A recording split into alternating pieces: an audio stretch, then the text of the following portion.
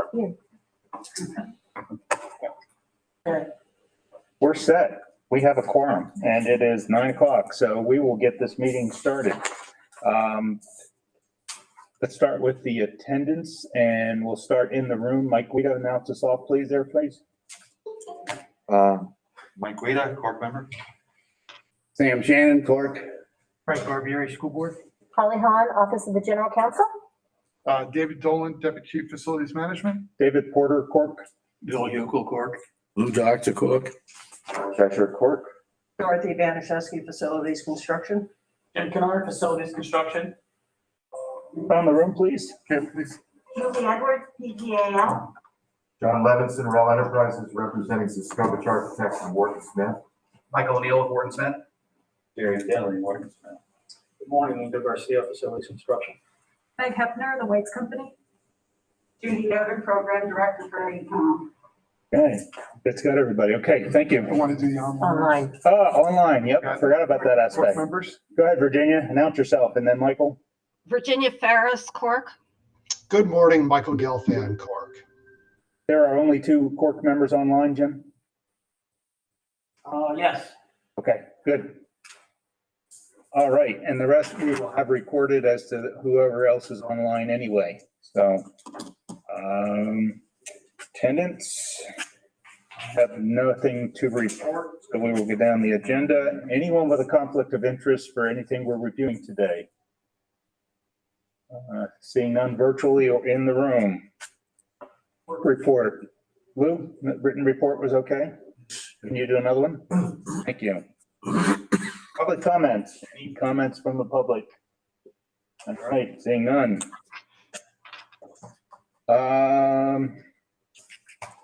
Staff updates. Okay, Jim, do you want to go first? You want me to? Yes, sir, may I?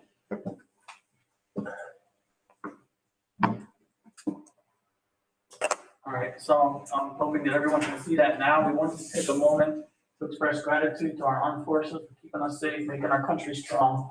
And for any of you who have relatives or have served yourself in our armed forces, we're grateful for your participation in our safety. And I know across the nation, we are celebrating this day, and we should create strong military presence in this world.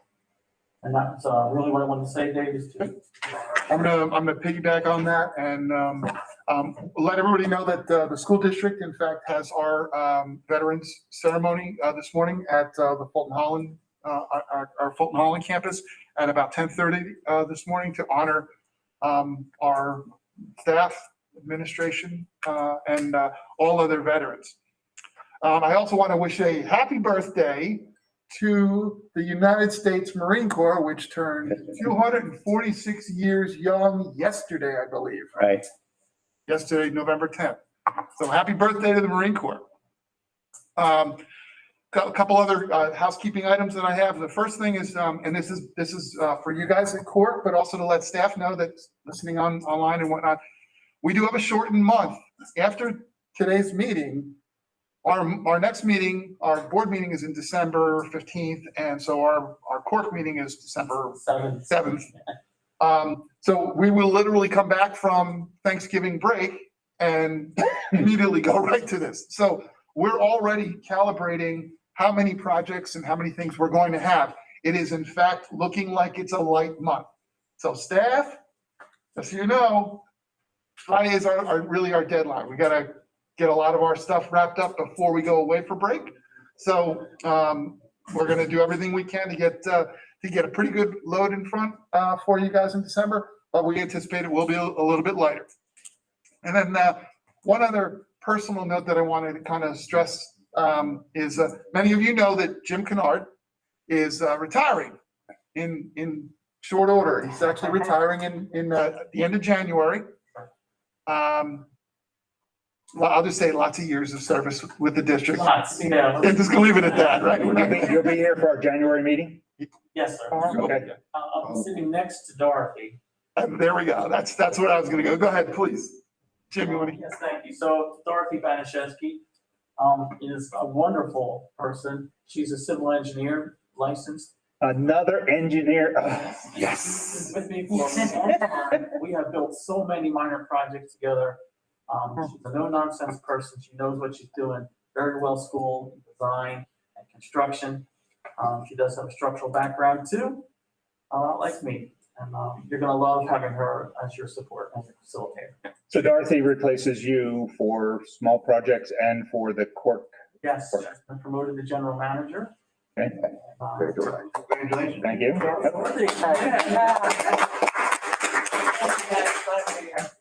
So Dorothy will be the one sending us back out the responses like we've been doing, because that's, Yes. okay. Spanish Shevsky. You gotta send them to me. If you can't spell my name, we get no responses. So, again, Dorothy, I'd say welcome, but let's face it, she's had a couple of years with us too, right? So, trying to be nice and gentle about it, but welcome, and thank you so much. Can't wait. Great. We're gonna miss Jim immensely, but we know that Dorothy's already transitioning and she's gonna do a great job in that role. But she hasn't been through the CORC meat grinder yet, so. That's the highlight of my. Yeah. Whoa. And that would be that's the extent of our comments. Wow, that was it. Okay, so we might actually get a break on some reading material for the December meeting, huh? Yeah. You'll be busy out shopping. Yeah, okay. All right, we are down to a consent agenda, so let's run through this here. FC1. FC2. FC3.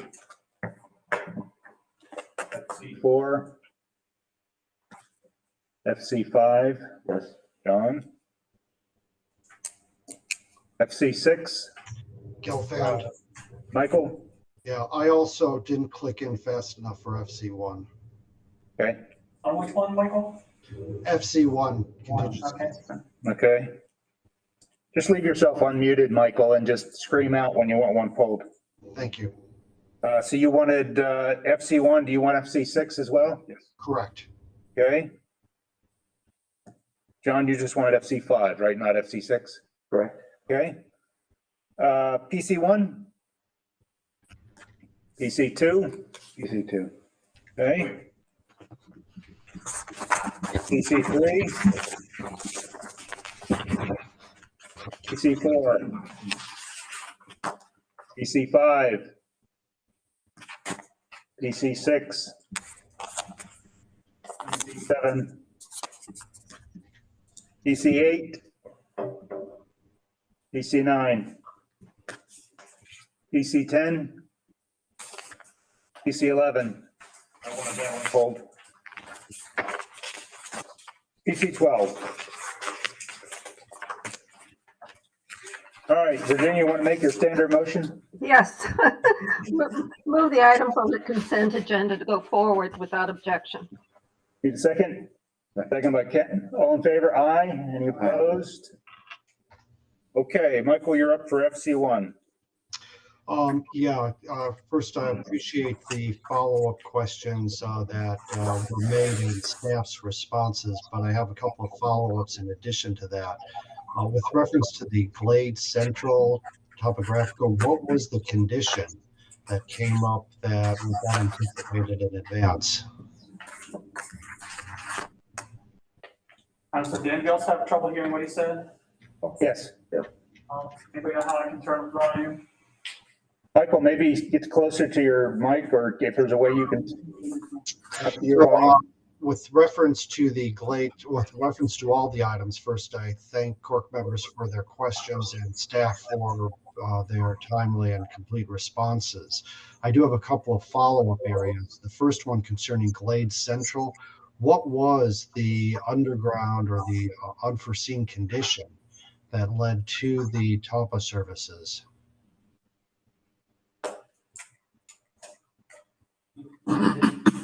Is that number 4? That's number 4 on the summary page. Yes. Michael, what I read for that, and I'm not answering for staff, is that those services were not part of what we thought we were going to be doing. And therefore, once they became known as to something we'd be doing, we had to buy those services. Understand that, but what is it that we did not realize during the bidding and planning process that popped up? 1 second.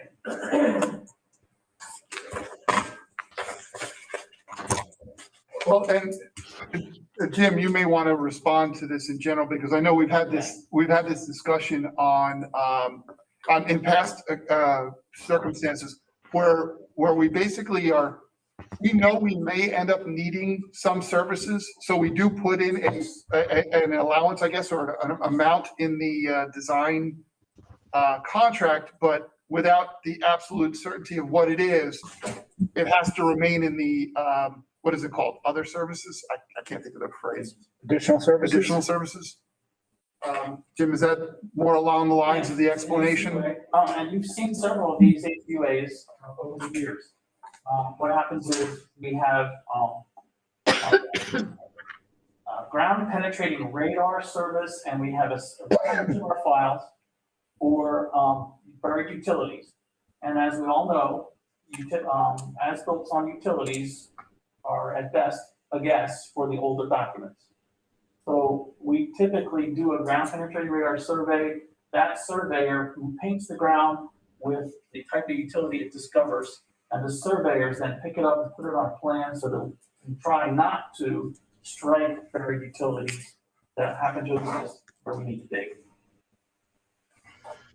I mean, that's a I thought that was a relatively new school where we would have plans and all that should be correct, not like the 1960s and 70s installations.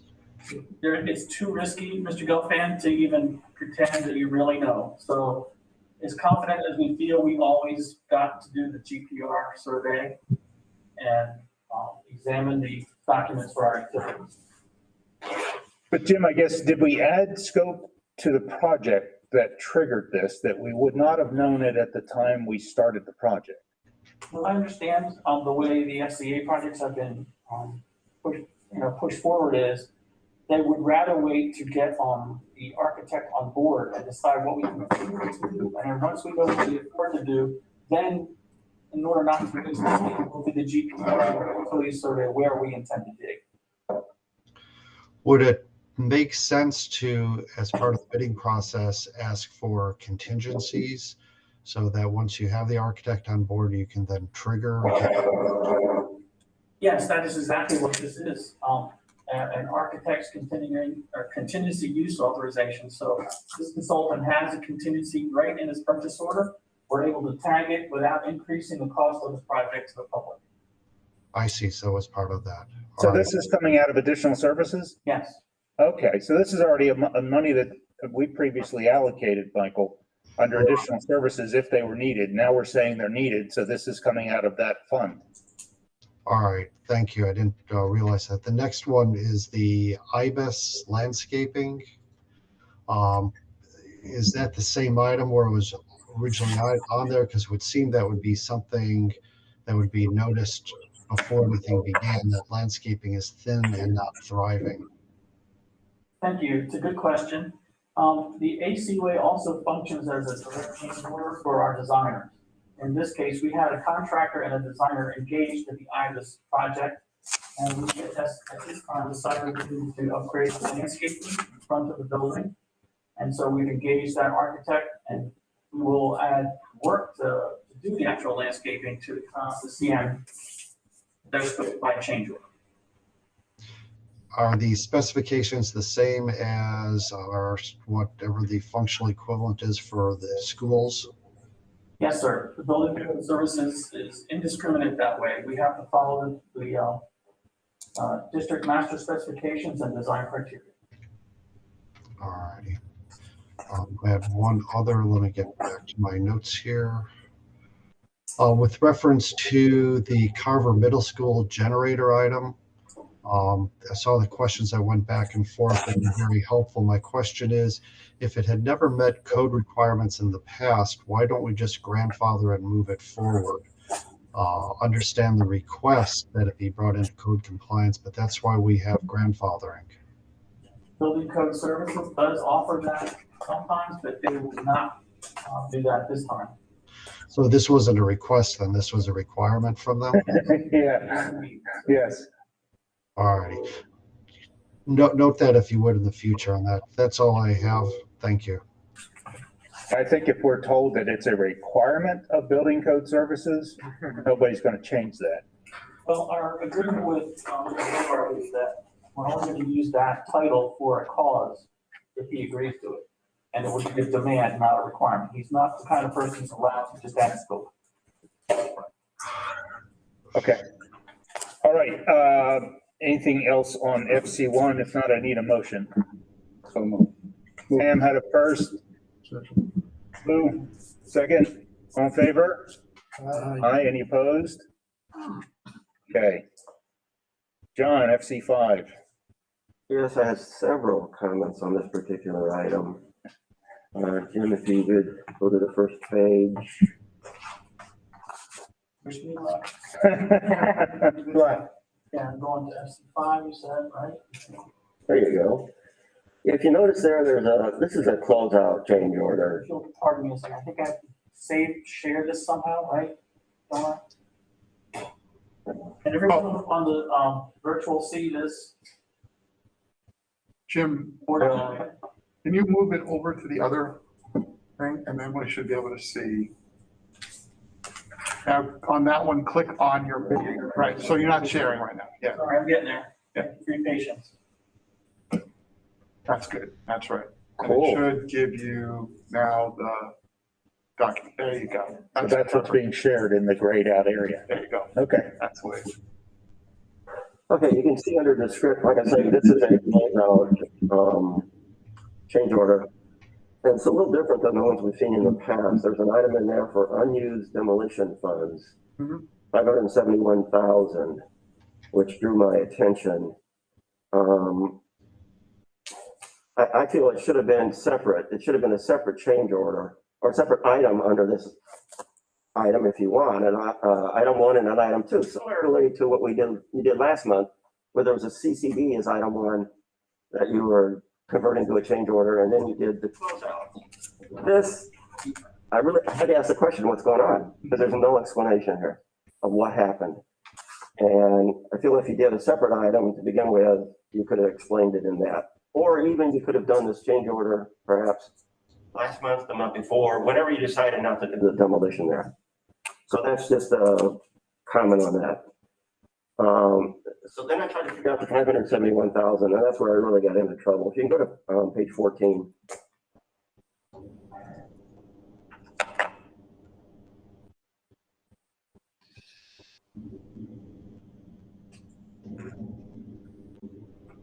And I don't know, you might need to zoom in, Jim. It's Division 1. It's item 2.02, demolition.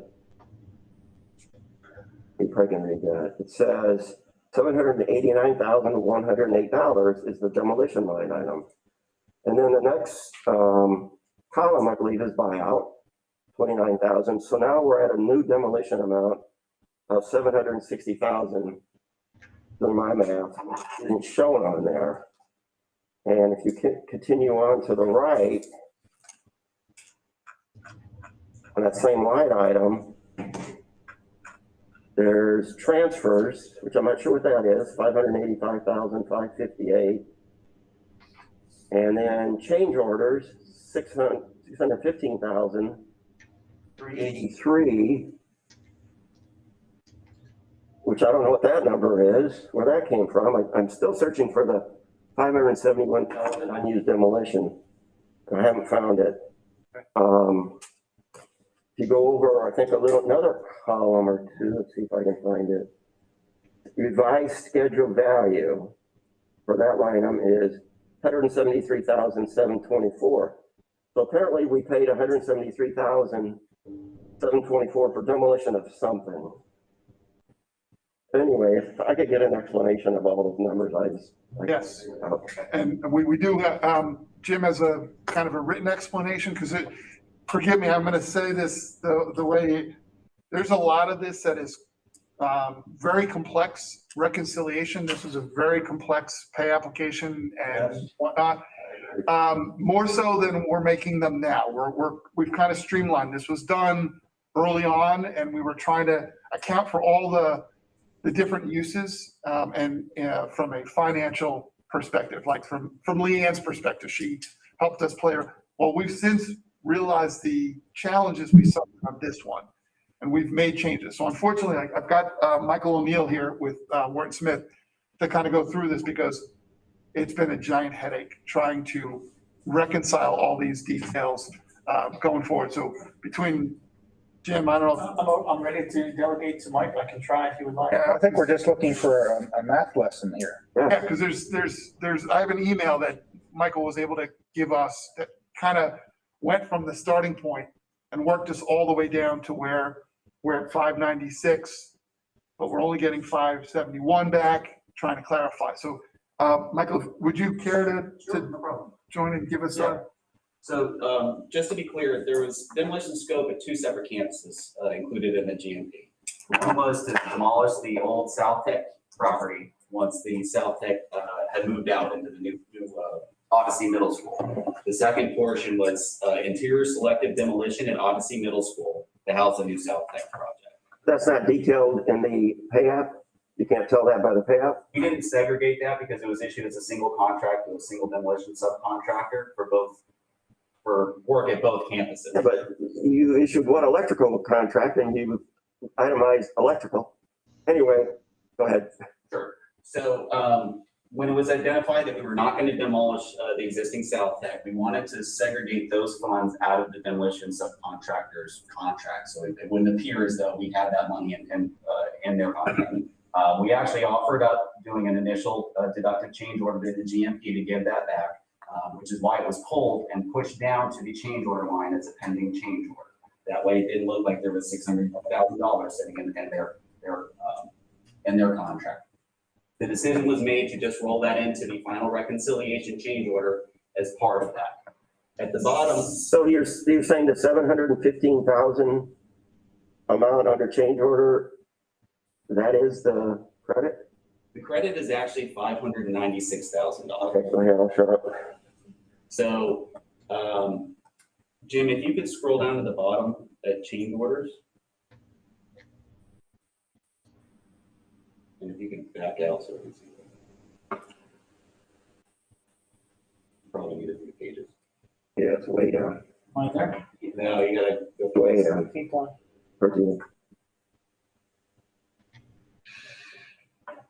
There you go. And then just zoom out. A little bit of, get down a little bit further. Contingencies. Down still? Yeah, there you go, right there. So look down just a hair. There you go. Bottom right, there's a total for all the credits for all the change orders on the project for $571,000. That is not the total credit for demolition. Directly above that number, there's a credit for $596,000. That is the amount that we pulled from the demolition subcontractor for the work that was not going to be completed for the demo of South Tech. It's listed as such to the left. The total of 571 includes, as I said, all the change orders on the project. We were issued a separate change order for the South Intensive scope of work for $611,000. And that PO was issued, the district issued a purchase order that also reconciled part of the owner direct purchase program for a negative $120,000, all right? There was also savings in the South Intensive project. The net sum of all these values, the credits for South Intensive, the deduct for the owner direct purchase program, and the credit for the demolition of South Tech, sums up to $571,727. So the credit for South Intensive is actually $596. Back up at the demolition line item 2.02, right underneath that, it lists out the change orders to that contract and what they were and their amounts. So the 596 that was pulled out of the demolition sub, right under there, there's a note, credit for demolition of South Tech. There was also a $10,000 allowance use, and that'll help you walk you through the math that you were talking about, but I just wanted to, That last thing you mentioned, where do I find that? it's. I have a printout. Back under demolition? Yes, right there, and if you zoom in and scroll down just a little bit, Jim. So there was 2 change orders issued at the demolition sub on line 2.02. Right. One was allowance A6 for $10,442. And the other was a deduct for $596,000. If you add both those numbers together, you get $585,558, which is that amount there to the right. We also obtained some buyout savings for $29,825. When you add both of those numbers together, you should get the negative $615,000, whatever that works out to be. And that'll get you your net sum current contract amount of $173,000, which is just off to the right of the screen. Well, as a general comment, I don't think you should have to be a CPA to follow this stuff through. So it's a good thing you're simplifying your system because anybody should be able to follow this math. Correct. And I do this for a living and I wouldn't be able to follow this stuff. Well, as a matter of fact, you're going to see like with Angel had took advantage of the torture that we went through on this one so that, Addison and Washington are a lot more streamlined and thereby a lot easier to reconcile. We also had to be able to make sure we could reconcile for cost per student station on all these projects. So all these dollar values had to be quantifiable and justifiable to the state. So that's where this was the first one out of the gate, and we were not making it up as we go along, but we were setting it up in what we thought was the vision of how to document everything. Maybe a little too excessive. And then we had some other challenges where South Intensive is a separate project, but there was kind of a mixing of the funds because the funds from South Tech and Odyssey did get transferred. There was an entire agenda item you guys did for that. And it just muddied the water even further. So yes, you're right. We should invariably try to make this simplified. And poor Gary French had to go through this and knock on wood, Angel and Glenn hopefully should be in a better place going forward because we did learn our lessons on some. So that's part of CORC's purview is just to kind of manage from an outside perspective to say, okay, well, what can we do better? And so obviously you've already seen we can do it better. And going forward, we won't go through this.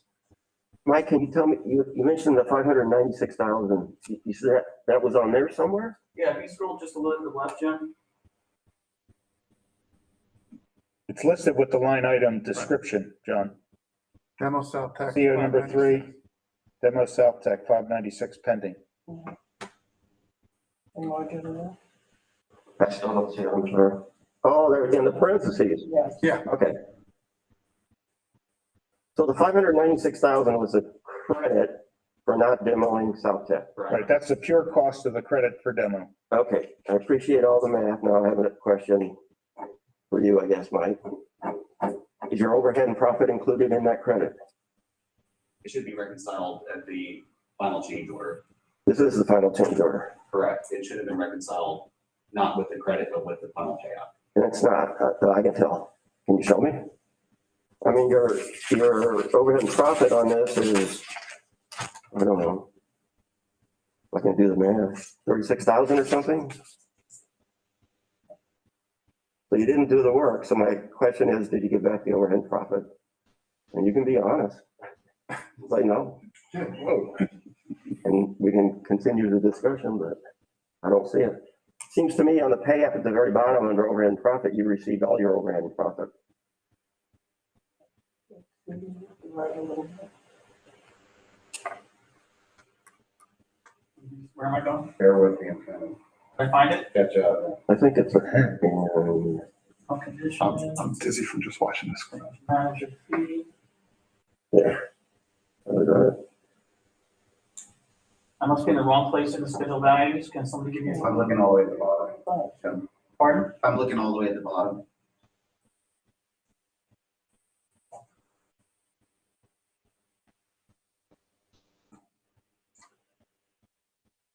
John, can I get back to you on that? I don't know. I guess I want to ask staff, I brought this up in May before, Dave, where there was one where I questioned why we weren't getting back the overhead and profit on an item in May. And I said, I think we should be getting it back on the unused general conditions, the unused allowances, the, not the contingency, because I don't think there's overhead and profit on that, but you said you were going to look into it, because the way I read, I'm going to read the contract again. That's the thing, I'm with you, I understand where you're coming from on this. I did read through the contract and I couldn't find anything that specifically spelled out that the general conditions, general requirements, were obligated to be returned. Now, it doesn't say it exactly, but let me read it to you. It's under supplemental conditions, section 00600. Yeah. 13.4, overhead and profit for construction phase. Says for services provided during and related to the construction phase of the, for services provided during and related to the construction phase, the overhead and profit shall be paid proportionally to the ratio of the cost of the work in place. So that sounds like if he didn't do the work in place, he shouldn't be paid for it. Right. Goes on to say, if work is authorized only for a part of the project, the fee shall be paid proportionate to the amount of work authorized by the owner. You didn't authorize the demolition, you should give you back the overhead and profit. You didn't authorize the allowances, you should be getting back the overhead and profit, all of that, in my opinion. Yeah, I concur with that. I mean, I'm not picking on this particular item. I am only because it's a large amount of money, but this is the way you've been doing business for a while. And I mean, that's just the way you've been doing it. But I think if you look at it closer, you may want to. Well, and I'm going to let Michael look into this, but what I'd ask, because I do want to close the project out and get them paid, but between now and when the board item actually goes to the board, if we have the ability to adjust this, if it turns out that the overhead and profit isn't included in the 596, that it's not reconciled to be paid, we make the adjustment on this item and move it forward. What about what I don't want to do is I don't want to wait until December. Well, this one's got $325,000 worth of allowances in it that you're not getting the overhead and profit back on, and $39,000 of general conditions. I'm not saying we're not, what I'm saying is let us reconcile that so that this item can go forward. And if it does need to be, if they need to give us more money back on it, because what I'm trying to do, I'm just going to be honest, I'm just trying to avoid pulling it and having it go to next month. If in fact there is, because if it turns out that he comes back to us and finds out, oh no, it's included in my quote, my subs quote and whatnot, but it does include the overhead and profit that we're getting back, I'd hate to have the item not go forward and be right. So if you'll afford us the opportunity to validate that between now and tomorrow. I don't know how everybody else is going to vote, but I'm voting no. Okay. For these reasons. That doesn't mean that it still can't go to the board, but I just want to point out, I think it was in June, you did have a CM who did return overhead and profit in his closeout package. I pointed that out at the time. And there was a change order credit from CAS. I think it was also in May. They did return their overhead and profit when you deducted something from their contract. So I guess sometimes we're doing it and sometimes we're not. But on this particular one, I forget, the overhead and profit works out to a lot of money. $72,000 for the whole thing. Like I said, I'm not looking at the details. I want to sit down with our project controls people and make sure that we can validate if he did, if he hasn't, fix it and make it go forward. So you were saying, if he's here, why didn't he tell us how to? Wait, it doesn't know, it seems like. Yeah, well, that's Researching. what I'm saying. I mean, The question I have is whether or not we included overhead and profit on our allowances. Right, that's why it's a research, not something that should be on the paper, on the. Michael, I saw your hand. I'll get to you in a second. But what you said, Dave, is you'd rather have this go through. I don't have a problem going through if your research finds that we're getting the overhead and profit back, and it's just the paperwork that's not showing it. But if we're not getting the overhead and profit back, then I think this does need to wait to the December meeting. Sure, That's no, only- That's I'm only with three, you. that's only 3 weeks from now. I'm with you on moving it forward on the premise that we are getting that overhead and profit back, whether it's already accounted for or whether we modify this and line through it and remedy this in the next day. Because that's the thing, Judy's about to go upstairs. We're working with Freddie to make sure we can validate it on our side. Yeah. Assuming we can in the next day and line through this. You can make send that out an email adjustment. to all of us. Jeff can pull the file from, or make the adjustment from one file to another. There's no reason to, if we reconcile this and do find out that he needs to give us more money back, we make that fix today, tomorrow, have it uploaded, and then proceed it forward on the board. Again, it's your prerogative. We're approving a certain amount for credit today, and you're gonna change that. I mean, can you do that? Yeah. We've approved it? Yeah, we can, and we've done this before. We've actually said, on a GMP, there was, something that, we had to change the vendor on the GMP, and we were able to make that change from when you guys approved it. You knew it was happening, and we made the change the next day. But I think in that case, then we approved that specific language. We knew what you were gonna change. But we didn't know who the vendor was. You acknowledged that it was a change that we were making. We were going to make that adjustment, which we were able to do. Again, I'm not gonna say one way or another. How you choose to proceed is your call. Say if, as John said, he's voting against it, say if I vote against it, and there's a vote against it, you could still take it to the board and say, well, we just couldn't figure it out in the meeting, but here's the documentation, we've got it all figured out now, and the board could deal with it as. Oh, and I don't want to put the board in that spot because I know they have a great deal of trust and faith in the effort that CORC makes.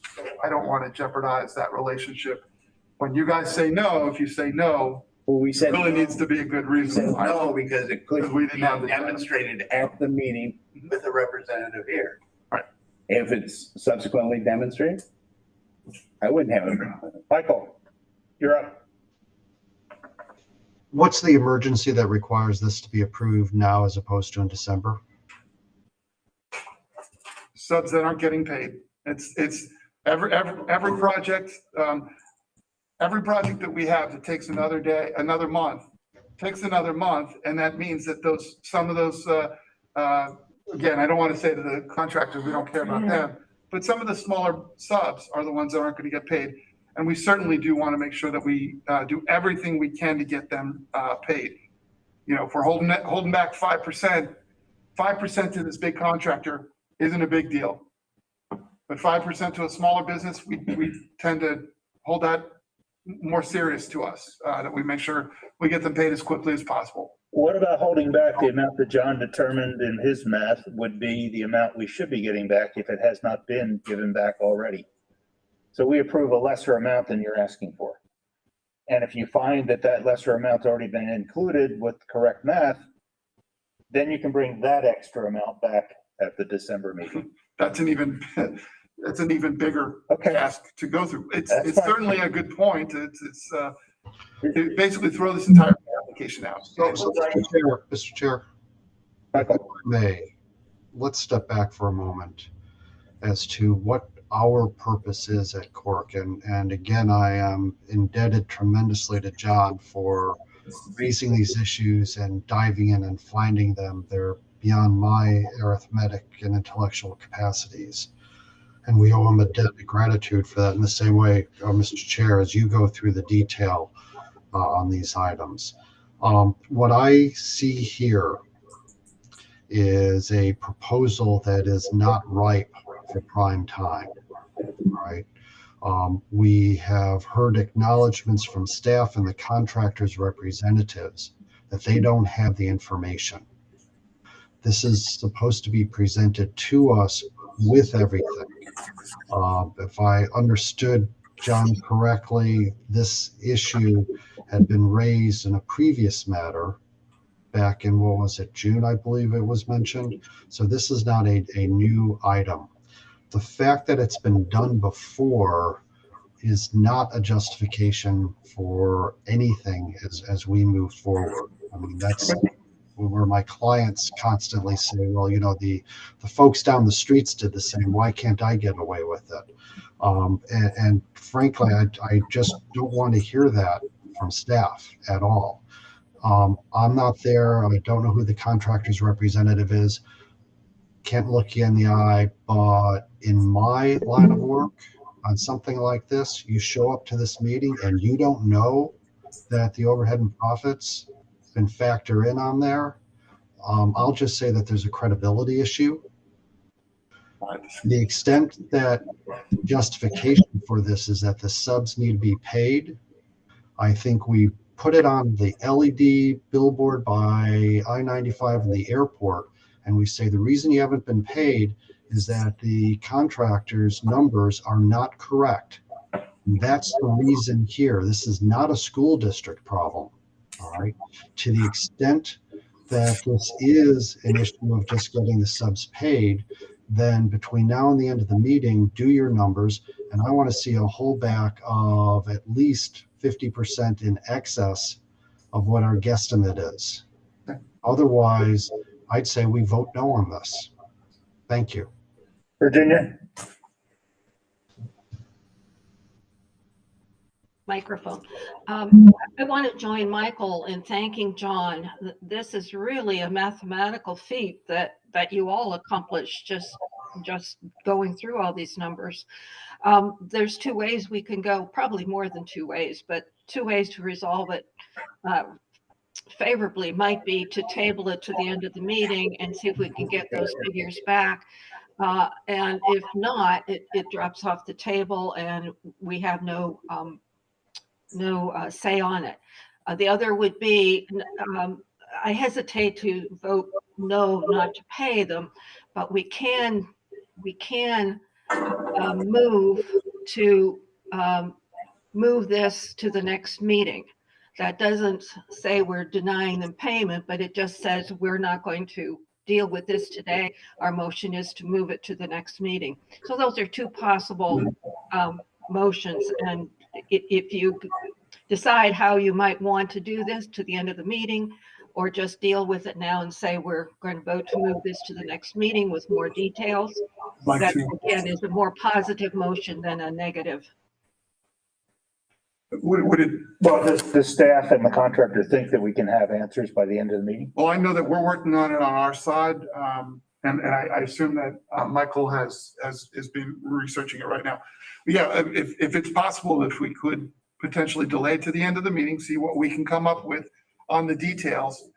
And it may well turn out that the details indicate we need to go back to the drawing board and correct it. And if that's the case, at the end of the meeting, we can pull it, we can vote on it and say no, whatever a CORC chooses, but at least if we have that opportunity.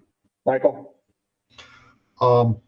This is something where I would think it's on the contractor to get these numbers back to us to the first.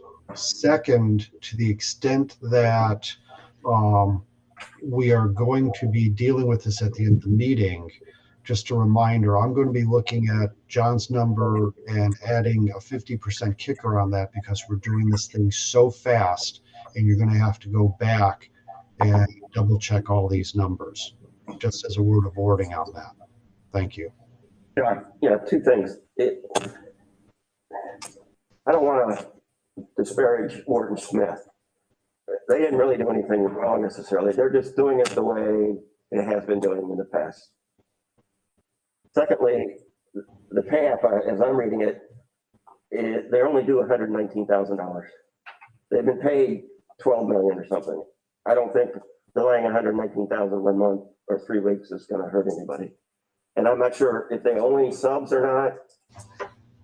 I'm not sure. You just can't tell, or if it's money in their pocket, but it's not a big deal, I don't think.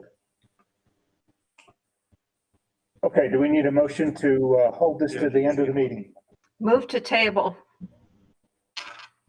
Second. Second, Frank?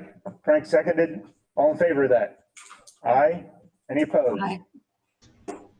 Or is that table to the end of the Table meeting? to the end of the meeting. Well, it's tabled, and as Virginia said, that means if we don't deal with it by the end of the meeting, it's Goes off to the the next agenda. one. It's off the agenda until staff brings it back. Oh, David, don't drag the meeting out until 3. I love time at least. Yes. Okay, FC5. Michael, you pulled FC6? Yes, as you may remember, this was the wall at Edison Meisner that we were told that school police had recommended it was necessary. And Michael, not to interrupt you, but I think staff has more information on this to present. We let them do that first, and maybe that resolves all the issues. sounds like an excellent idea. Okay. All right, thank you. Angel, come on, join me up here. Again, good morning, everybody. The Addison Meisner perimeter wall. I'm gonna talk about a couple of big 1,000-foot discussion items, and then I'm gonna turn this over to Angel, because Angel, as the project manager, was responsible for a lot of the details. And the one thing that I wish to convey to everybody was that it wasn't a straightforward, simple answer as to why we did the wall. Last month, when we talked about this, the issue was it a security wall? And the other part of the, was it a security wall? What was the impetus for having this wall? And the other part of it was, why did we not afford CORC or the board that opportunity to weigh in on this change order before it got done? And those are fair questions. And if it's okay, I'd like to proceed. I'll kind of touch on some of the basic things. And then there's a lot of nuance to the events that occurred that led to this. So if we can go to the next slide, Jim, real quick. Okay, so what I put right there, this is just a sketch of the site. It's you can see the blue lines are up on the west side and then the north side, and there's a little piece there on the south. Those are the walls. There's a little green section that's up on the north side. That was in the design original. That green wall was directly across from the chiller yard. I was put to to dissipate the noise. And what I put down there in the notes are those walls were the blue walls on the north and on the west side were installed. They were intended for privacy purposes. We are exceeding the visual and noise dissipation of standard chain link fence and vegetation. We know that the noise, whether it be from the neighbors or noise from our kids, going through chain link fence and vegetation, it's not going to stop as much, whereas a concrete wall certainly does more. While perimeter walls may be a security measure, consideration of these walls was not for that. It was primarily due to the fact that, and you'll see on some of the next slides, it was because of the close proximity of the homes. The residents around here, and I'm gonna let Angel get to that, the residents around here, their homes are literally within 20, 25 feet of that wall, if not closer. And you'll see that in some of the upcoming slides. Next one. Only 25. I wanted to it was one of the other questions that was brought up to us was, do we do this elsewhere? Have we done this elsewhere? And in fact, the answer is yes, we have. It's not quite as frequent. You want to slide down? I want to see the notes on the top. Just a smidge, Jim. There you go. This is Hope Centennial. While we don't frequently do it, we have, it's not uncommon for us to install perimeter walls, especially when they're close to neighbors, when the neighbors' homes are really close. And as you can see in that environment, that's a play area. That's where all of our elementary kids at Hope Centennial run out and they play on the playground, they run around, kickball, play in the grass, and all that noise can be dissipated by that wall. But one of the things that we did recognize, and we do appreciate the fact, again, CORC gives us a lot of insight and a lot of feedback. The question that was really raised was, what's the standard to qualify for a wall, a perimeter wall? Why would we put up a wall? Why would we put it in this circumstance and not in that one? And that's one of our big learned lessons from this is we are now, because I say to you now, yes, it's because we are in such close proximity to the residences on the other side of that wall. Well, when does that come into play? What's the standard? Is there a distance? Is there a volume of houses? These are things that district staff is now working on. And we're looking at a lot of different schools around the district to see what are the circumstances that ended up with walls and why did we do that? So that we can formalize that. So as I think Mr. Gelfand had brought up the last month, we don't ever want to have to question it again. It should be part of the design package in the beginning. This was not part of it. And we intend to try to remedy that going forward. You go to the next slide. And now, here's where I'm going to turn it over to Angel because it's kind of, I felt that a point was well made that we did not afford CORC or the board ample opportunity to consider this change order before the work was done. But there's a lot of nuance to it, and I'd like to turn that over to Angel if you would. Okay, good morning. So basically what we just want to show here is above that red line that you see, that's the general timeline for the project for design. Yes, what we're showing here is above that red line, that's the general timeline for the project. So we had design, GMP, and construction. Below that red line are the events that we want to show you this morning. So next slide. So right about towards the end of design, around the time the GMP was starting to get bid out, the community meeting took place on February 3rd at the school.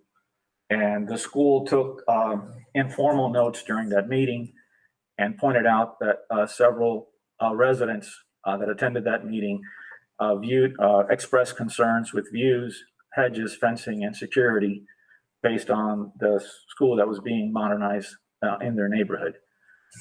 Next slide. Don't go there. Go back up for a second, Jim.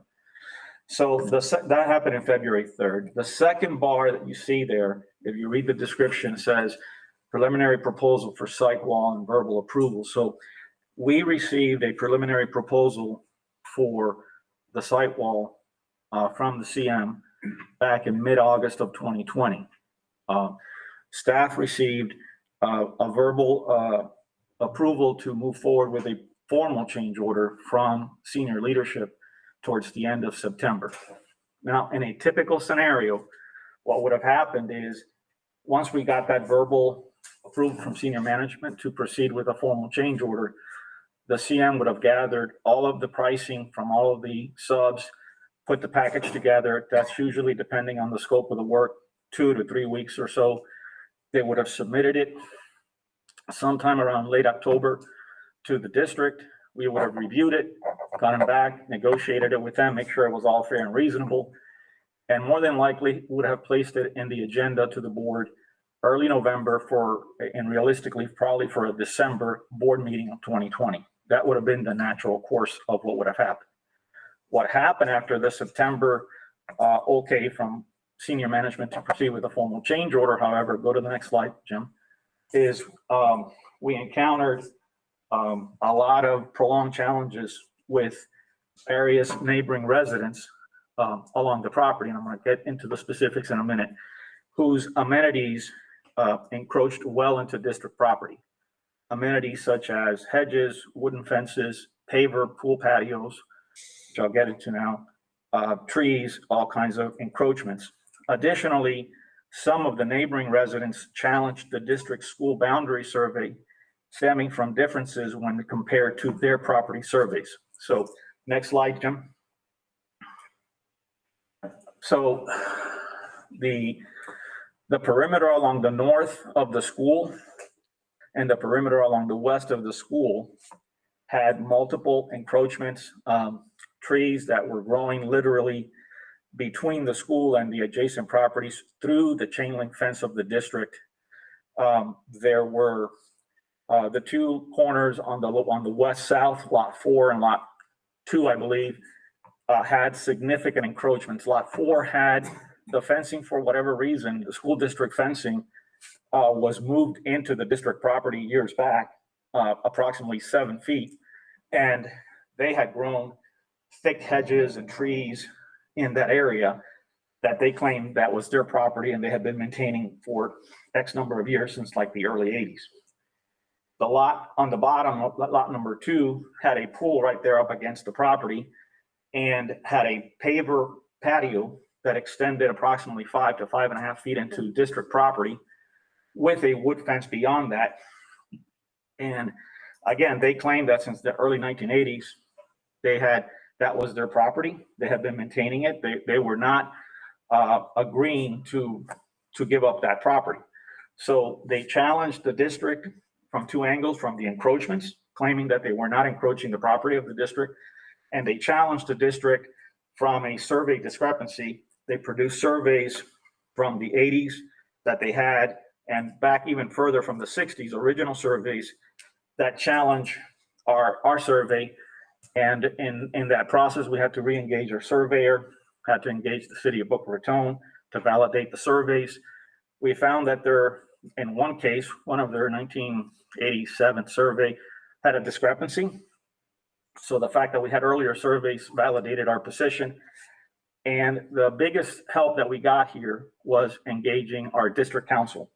So some of them contacted their attorney. And once we engaged our district council, we started communicating legal to legal. And this period took place from October of 2020 to April of 2021. And if you look at the timeline of that area, Jim, can you go back to the slide for a second? If you look at that timeline, it really kind of is a bell curve. It really escalated where there was a lot of irate neighbors contesting the district survey, contesting the encroachments, contesting saying, you're not coming into our property and doing any work here, whether it's replacing a fence or putting a wall or whatever the case may be. And I guess after legal got involved and the communication started back and forth over a course of time, it started to wind down. And at the end of that time, by the end of late April, they were amicable, I guess, to their attorney, convinced that we had a right to reestablish our property line. And they were amicable to getting their encroachments removed, dealing with all kinds of discrepancies. We had to engage our surveyor, just to share with you a little bit of what we went through. We had to engage our surveyor.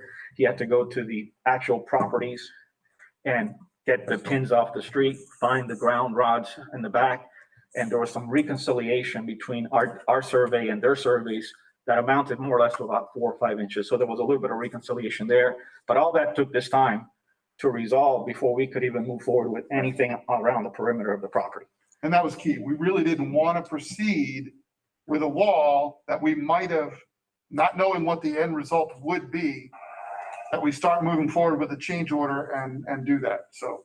Okay, so then at the end of that, when we felt we had all of these issues resolved and we were ready to move forward, we submitted a recommendation to senior leadership with council's assistance, district council's assistance, recommending per district council's advice that we reestablish our property line with a chain link fence so that there would be no future issues with where our property line is.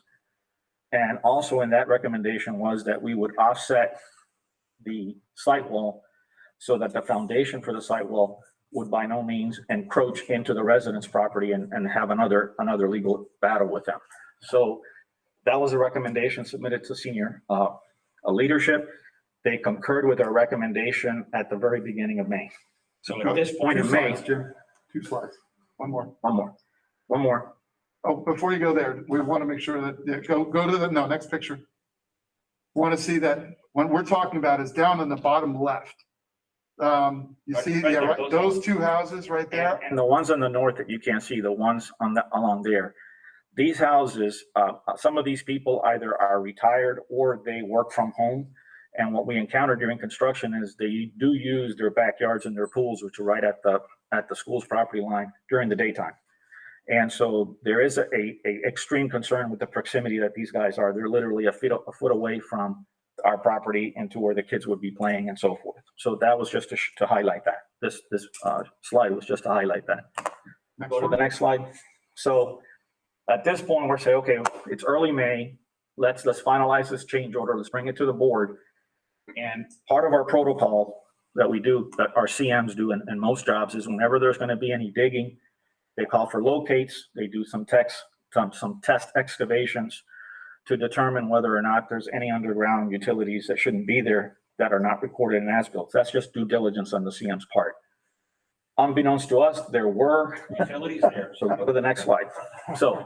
And there were utilities there. No, not only, let me explain this.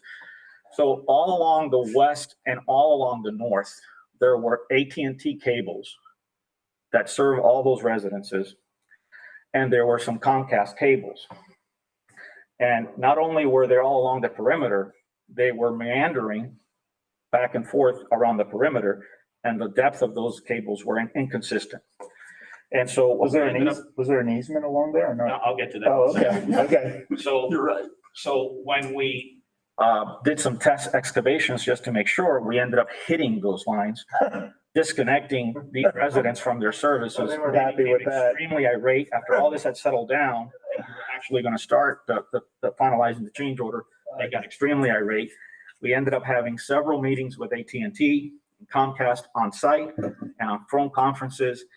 And there is, interesting enough, just outside of the school property, along the backyard of both the west properties and the north properties, a dedicated 6-foot utility easement. What had happened, I guess, many years back is they decided rather than to install those cables on their easement, which is dedicated for them, it was easier to put it in the school ground. And whenever this happened, we don't know, but it was allowed, I guess, or it was done unbeknownst to the district. I don't know the history there. But they put them on the school site because they have no obstructions on the school site. No trees are planted. So they made several repairs, and they advised us that they were in the process of bringing, what do I call it, the fiber optic new service to all of these neighborhoods, and they were very close to implementing that project. And so we asked them, you need to relocate these lines off of our property. And they said, we're not relocating these lines. These are going to be obsolete very shortly. They're going to be abandoned in place. We're bringing in new fiber optic. What we only ask is that in whatever you're going to do here, whether it's a fence or a wall, or whatever you're going to work here, please work around these lines not to damage them anymore, so we don't have to keep coming out. Because they came out at least 2 times to make repairs, to the point that the neighbors were calling us and we're saying, call AT&T. They have their lines out of their easement, and you need to call them and deal with them. And they did. And so they made that request. So with that said, this changed one item that the CM was going to do in terms of how he was going to dig those foundations, those footings, rather than use an auger, which is a typical way of doing it. They had to employ, in their estimate, soft digging, which is basically a big, large vacuum, if you will, that sucks the dirt and leaves all the piping and cabling and everything intact in the ground so that there's no breakage of lines. So by the time all this was resolved, it was like mid-June. The CM, now that they had all this information behind us and they knew everything that supposedly we had to know for this job, wrapped up their change order to us, and actually turned it over to us complete accurately back in late June 28th or something around there, very late June. So we proceeded to review it, to bring it to the board. But the CM was cognizant of the fact that the project had a substantial complete date of July 23rd, and school was opening August 10th. So once they submitted the change order, they knew we were reviewing it and want to bring it to the board. They elected at their own risk in good faith to proceed with the work. The reason they did that is because they, number one, wanted to have this work completed before school opened. 2, they felt that had they waited and then they would have gone back to the school after it opened, there was landscape around that perimeter inside where the wall was installed that was required regardless. That consisted of trees every 20 feet and irrigation and sodding that is per the drawings and per the requirements of City of Boca for landscape buffers.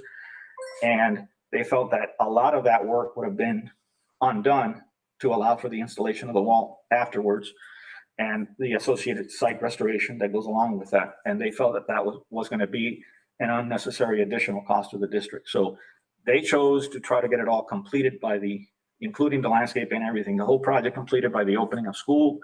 They endeavored that, they pursued it, and they were successful in doing that. Jim, you want to go a couple more slides down? I think that's the end. You can see the July 21 was them proceeding. And I think the last slide is just me doing a kind of a wrap up takeaway. So to the issues that were brought up, the first one being the privacy wall, and it was in that location primarily because of the close proximity to those neighbors' homes. We have learned our lesson to a certain extent and recognize that this kind of circumstance needs to be worked into our design standards so that we have a very clear picture moving forward, and we are doing so. We're working on that now. And then the thirdly is just to basically let everybody know that our intent was to process that change order much sooner. You saw Angel talk about that September of 2020 was when we really had the change order developed, and that would have given us fair and ample time to present it to you guys if you agreed, if the board had agreed, and the contractor would have had plenty of time to build the wall and not have any disruptions. But unfortunately, due to those circumstances that added to our delays, we were reluctant to move forward back at that time, pushing this to the end. And that's our presentation. So, Mr. Gelfand, if it's okay, I will open up to Michael, you had pulled this, so go ahead. So thank you very much, David. I appreciate that and the recognition and moving forward on this. And also to Joe, CORC members may recall when we were completing the discussion at last month's meeting, I had requested some documentation, specifically the communications to and from the district's police department regarding the security justification.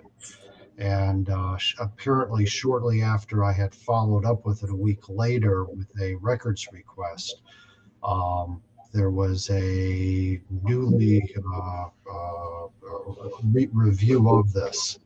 I agree that there needs to be a look at where we put in walls. I hope that, just because there have been some one-offs in the 100+ schools that we have in the district, there are going to be unique items that what we see here does not become a threshold for walls in the future. Angel, you give us a whole lot of information here. As a guy who was supposed to be going to trial on the 19th on a fence issue, where the neighboring owner had all of these excuses. He had a little kid, the whole 9 yards. And it was basically, we just went in and not necessarily with a bulldozer, but took things out, put things in, and did it because old surveys don't do anything. And I appreciate how folks went through and found pins and the corners, but that's what a surveyor does every single time. And all of these owners out there that claim that they've had things there for years and years, I'm glad that it went to legal, because I'm certain the first thing legal said was time does not make land ownership. It has to be at a minimum adverse. And just because they did it and we knew about it doesn't mean that they get to keep it. And it sounds like legal drew a very, very specific line, if you would, abstractly as well as physically in the ground, and push these owners back. And listening to this, it, from my perspective, is clear that you have a whole bunch of property owners that did a lot of things over the years to encroach upon public school space. And if they didn't do it intentionally, they really knew what they were doing. I mean, we're not talking about just some plantings here. We're talking about all types of improvements. And then the utilities coming in. Something there just doesn't smell right, because, from my time not too far away from that school, knowing how FP&L and the at that time Southern Bell were putting in lines, they didn't put them in haphazardly when they didn't have easements in there. And if the school district allowed it, that's just another reason why there is no adverse possession of that property. As we move forward on this, the bottom line is that this had nothing to do with security for the school. I'm going to request that the person who signed off on the review of this, I think her name is Carrie Botek. Personally, I don't want to see her sign offs, at least for a year, on anything else coming on through, because as far as I could see, there was no documentation for what was supposedly presented at that time to her. What we had here is a whole bunch of neighbors that just didn't want what they had bought. And as we move forward, I don't want to see us building walls around schools where we have proper ownership of the property. It's an unnecessary expense. Yeah. Michael, with Carrie Botek, she's a project manager for the architect. She has nothing to do with approving whether a wall is acceptable or not. She's reviewing something to say the contractor's change order is a valid cost. It's not her decision at all to decide whether that's something valid to build or not. That's it. With all due respect, she certified that the changes, quote, the enclosed changes have been examined and found to be necessary. It's not just a cost, it's not just a specification issue, but she certified that these were necessary. And specifically, the justification was to enhance security along the school's perimeter. Well, I don't disagree that the wall will enhance the security. Whether that was the primary reason that she was giving, I don't know. I mean, if we want to get into the debate on this, I've asked twice for any documentation for security for the school perimeter, and I've gotten bupkis. And it's not that I believe that anything's been hidden from me at all. It's that there isn't anything. And as the justification is laid out for us today was, this is not a school security issue. There is nothing that was presented this morning other than this memo that's in the file that led to school security.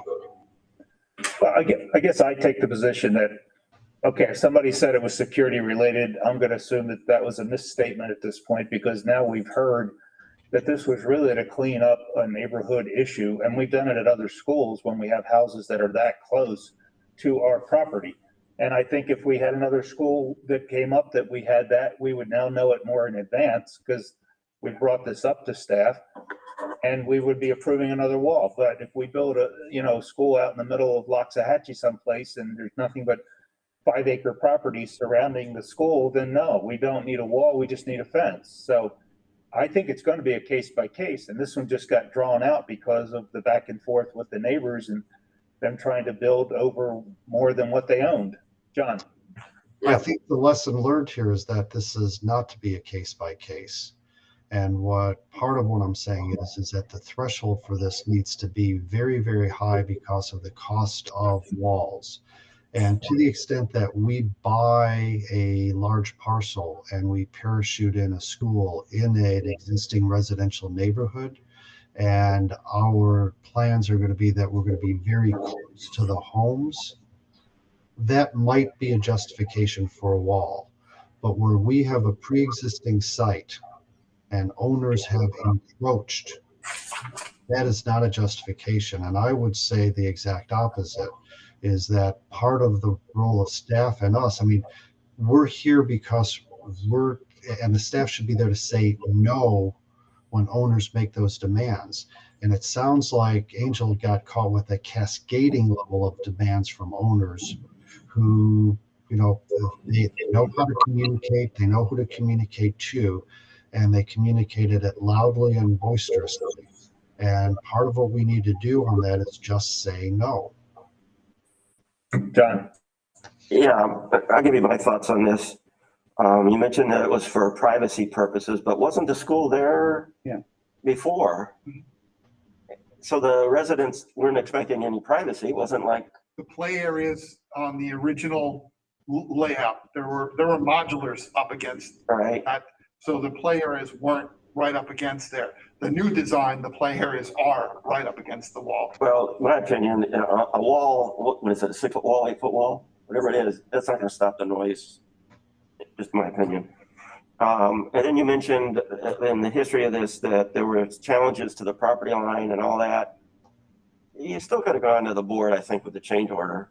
And let everybody know this is happening and we'd be done with this. And if you had to modify the wall a little bit because of a property line, you could have done that. And again, when you started hitting the AT&T lines, you stopped again the change order. Just do the change order, and then you could do a change order to the change order later if there were utility lines in the way or whatever. I had a boss one time who told me not to do that kind of thing. Make sure we had everything lined up all the way through. So no, I do appreciate that. It certainly went through my head as we were going through this is, boy, wouldn't it have just been better if we just told them, even told you guys up front, and then without even a change order, it might have softened the blow, might have opened up the discussion ahead of time. Absolutely. And there are a lot of coulda, shouldas on that I. Hindsight, 2020, all that, yes, I understand. Yeah, I just think in the future, like in September, I think you said you already had kind of a price from the contractor and thought about a wall. I agree with John. I think as a lessons learned, bring it forward at that point, say, we may need a wall here. We're working out the details. We need a placeholder price here. So here's the place. CCD or something, maybe. CCD instead of a change order, whatever. Yeah, whether you use it or not. Sam, you have your hand up? Yeah, I was just curious. I mean, we went in and we put in the fence. And then we went in and we built the wall, right? We did it together. That's all. We put the fence to establish the property line and we built the wall. My question is, what's the relationship today between the fence and the wall? Couple of feet of separation. And I don't know, that sort of worries me that there's this No man's land. school that a kid falls down in between. Can we get rid of the fence or can we sell it? I think both are probably 6 to 8 feet tall. I don't know who's going to fall in that gap. Okay. Yeah, there's no way for kids to go behind the wall. Yeah, it just seems to me like That- sort of the issue with place. Yeah, the issue with not having the fence in, which is what, where legal gave us advice, is that then we go back to the point that we have to set the wall back and now there's encroachment. And we wanted to reestablish, because of the issues we had here, we wanted to reestablish the school's boundary. I don't have a problem with the fence going in or anything like that. It's just, I have this worry about this thing all around the school going in. And can we just go sell that fence to somebody? Well, now you'd have to get outside your property line. How do you get access to the fence? The fence is between the wall and the owner's property. Even though when I read the thing, it looked like the fence was inside. on our property. Fence is on the property line. The wall is on our side of the fence. Okay. So you can't get to the fence. I understand that. I In didn't the neighbor's yard. read the graphic that way. Okay. Okay. Let me, one more question. So it's primarily the play areas? the causes. All of the play areas are right abutting the I mean, I was wondering what Backyards. was it about this new Project that enhanced presumably the noise and this. That's because we flipped the whole, play area? we flipped the whole plan for what was there. So play areas used to be away from the houses. Okay. Now the play areas are up against the houses. Okay. Well, I mean, I think that's part of some of your criteria. That you, Right.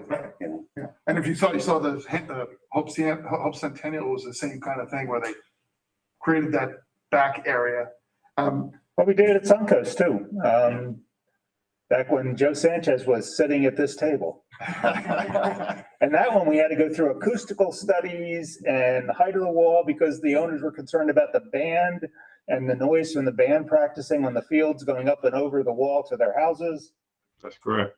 Yep. Frank, Yeah, I was just looking at the area today. what'd you say, Joe?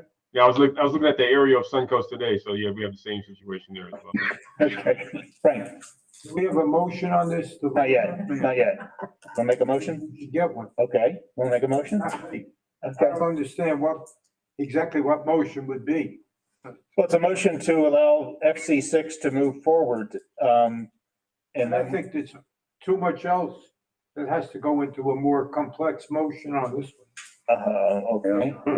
Somebody want to make a motion for FC6? I'll make a motion that FC6 be forwarded to the board. Without, I can't say without objection, because I think we're gonna have objections, right? well, then that's what the motion, That can be recorded. Voters, yeah, the voters. And I'll second his. all right, we have a second. Any other discussion on the motion? Okay, then let's get a vote. All in favor of the motion? Aye? Aye. Opposed? Michael, okay, your opposition reason, Michael? I've stated it previously. I don't want to get through it. I just want to make one thing. I wanted to thank Joe for jumping on this and reevaluating and providing information and contacting a few of us to set the record straight. So thank you very much for that reevaluation.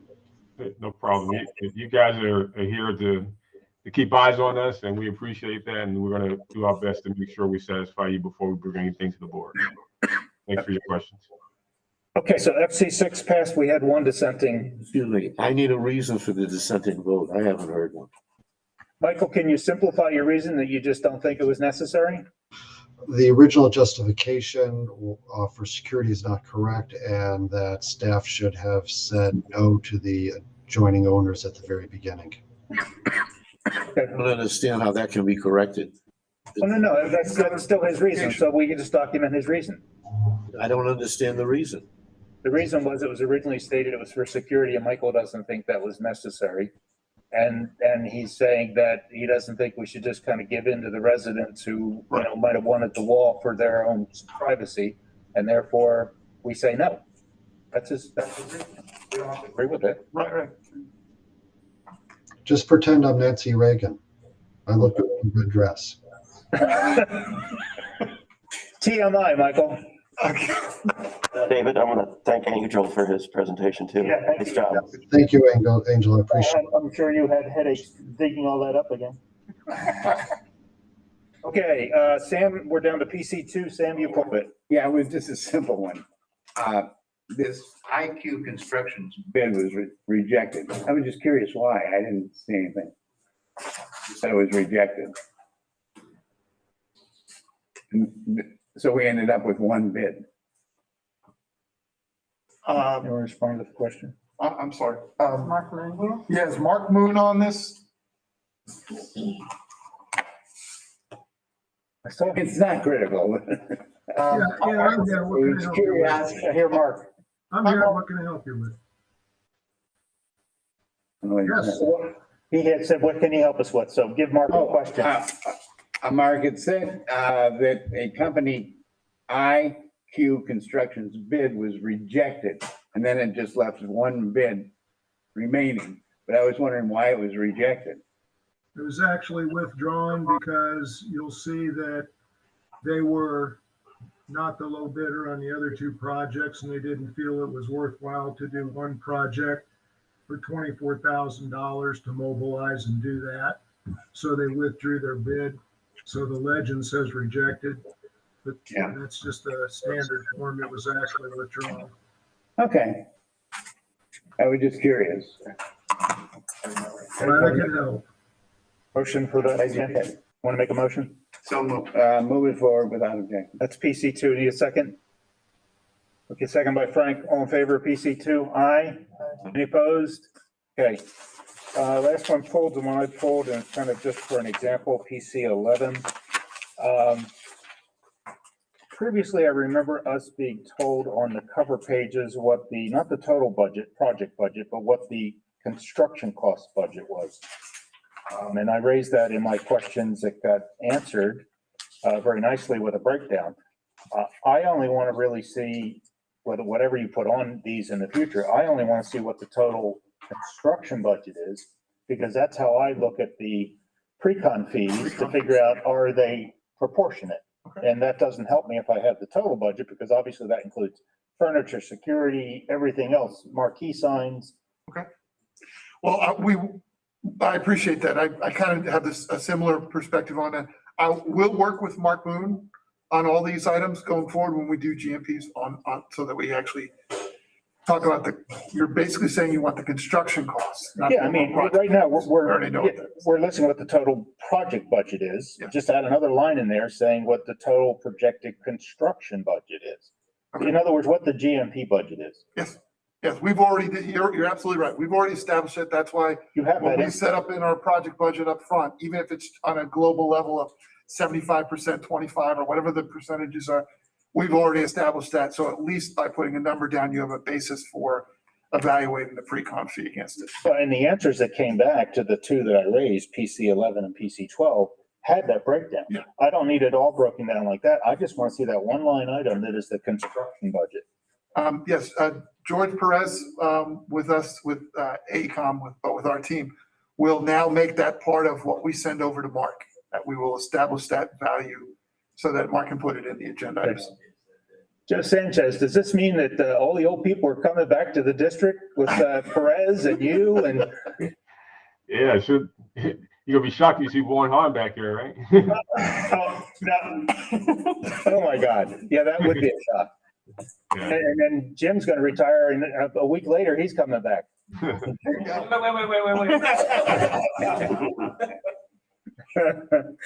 All right, need a motion to move forward on PC 11. Ken, any second? Michael, all in favor? Aye. Any opposed? Okay, we are done consent. Oh, actually, are we on? We still have to go back to. We have to go back, but the meeting's not over. So Okay. if they're not ready, if they're ready, we can go back to that now. Are you guys ready to go back to it? Okay, let's go back to Michael, do you guys want to? FC5. Can you give us The motion to remove from the table. Okay, so moved. Need a vote on that. All in favor of removing it from the table? Aye. Aye. Any opposed? Okay. I was wondering, before we go through this whole presentation, can you tell us, did you conclude you figured it out or you didn't figure it out? We haven't figured it out. You haven't? We're gonna revise the final payout. Okay. Can you speak up? Come a little closer so we can hear you, because I'm right. Yeah. You can sit there for now. Mr. Chairman. So, we'd like to adjust the final pay application amount from the $119,941.31 down to a new pay application amount of $47,816.15. This accounts for every. So the bottom line is that the overhead and profit had not been returned. Correct. You're returning it, that revises the payout. Correct. Fine.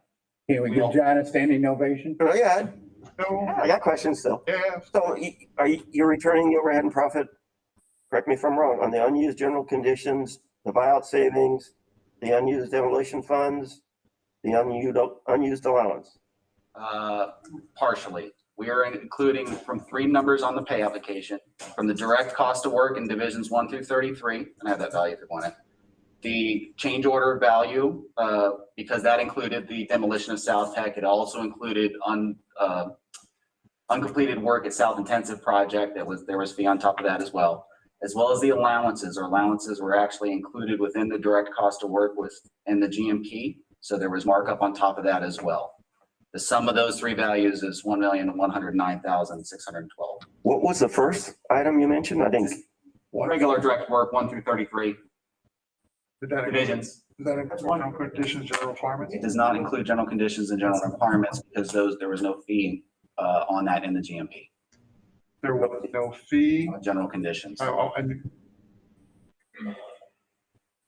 about the buyout savings? Yes, it's included in this credit.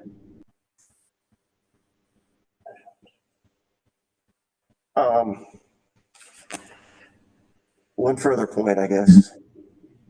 I even hate to mention it to you. I mean, I've got to accept this. Your demolition subcontractor, did he give back his overhead and profit on his credit? They're going to go back to the office and check on that one. That was included in their 596. So you didn't get his overhead, his profit back? No, the $596,000 credit is inclusive of his overhead and profit on that. You know that for sure? Correct. We had that work quoted as, actually initially, we asked them to bid, that work separately. I see. So that was, it was very simple credit. It was, here's what you bid the work at. Oh, okay. Okay, well, now we're taking that money back from you. And the bid would have included their in profit then, yeah. All right, thank you. Okay, John, you wanna? Yeah. How do we want to do this, by the way? Because, and again, I'm leaving this open to your assistance on this. If there's, we can revise this today. That's fine. Have a revised version tomorrow and work with the board office to update it on the board's item. If that's the way that. Well, I think your motion can be that we're going to approve it deductive, reducing it by X dollars. And that's what CORC is going to approve. You can work out the paperwork documentation, email it to all the CORC members. Okay. Your final documentation. If we have individual issues, we can come back to you, or we can go to our board members that appointed us and say, look, we're still in disagreement with this, that still needs to be resolved. Please pull this and don't approve it now. It's got to go on. Sure, that's fair. Okay, I move that FC5 move forward to the board without objection with the credit that Mike just proposed. Okay, need a second on that? Second. Second by Sam. Any other discussion? Can I hear those numbers that were announced at the beginning, what the original was and what it's been reduced by, and then the total? Sure. The original pay application amount was $119,941.31. It was reduced by $72,124.81 for a new pay application amount of $47,816.50. I hope my math is right. I'll include a summary sheet with the revised final, just to so everybody can follow this along. Page narrative. And if you could give a copy of those numbers to Susan now, because I think that needs to be incorporated into our motion, that it's being approved. Yes, yeah, yes, yes, Those sir. We have that. changes. All right, we had a motion and a second. That was the discussion. Any other discussion? All in favor? Aye. Aye. Any opposed? None. Okay, well done. I think Holly. Well done, John. Yeah, John, Yes. thank you. Thank you, John. Appreciate it, John. Holly, this may be something to take that clause that John mentioned, and we need to tighten that clause up to basically really spell out that when a credit comes back for certain line items, that it includes overhead and profit coming back with those credits as well. Okay, As John read, it's there, but it's open to interpretation. okay. I would tend to say that at least from what I heard, not reading it, it's clear. It's for the work. Okay. So I don't know that we really need to reevaluate it. Okay. Well, maybe we could reevaluate it, but I don't think we should assume that it's unclear. Okay. Okay. All right, very good. All right, that finishes off our consent. Thank you guys for getting that back quickly. Yes, appreciate it, Mike. Thank you so much. Judy, thank you very much for getting upstairs with them and working that out. All right, we're down to in-progress FCA work. Okay. All right. You only have 2 more presentations from me today, so okay, I'm gonna try to do this relatively quick. This is just like we do every other month. Jim, go ahead. First one is our numbers, the revenues generated and our participation, both from the designers and the contractors. Still high quality, good participation. Next slide. Okay, we're whittling this down. This is what we usually put out there, and I know that our contractors and architects also like to see this slide because they like to see what's coming up soon, what's coming up in our next. Well, you'll see that we've got a lot of this stuff is already in. Winbrook and Pine Grove are already basically done. I think West Riviera, I think we selected the architect yesterday. Roosevelt full service and transportation, we'll talk about a little bit more briefly, but we're doing due diligence on all those. So those will be hitting the street in coming months. Next slide. Upcoming GMPs. Well, this month you guys just saw Eagles Landing and Murakami. And while we don't have anything lined up for December, save you guys the reading, we do anticipate actually, right now we actually have 5. You see 3 right there, but we've got a couple that we're kind of lining up. We're just not 100% sure of. But those are facility renewals.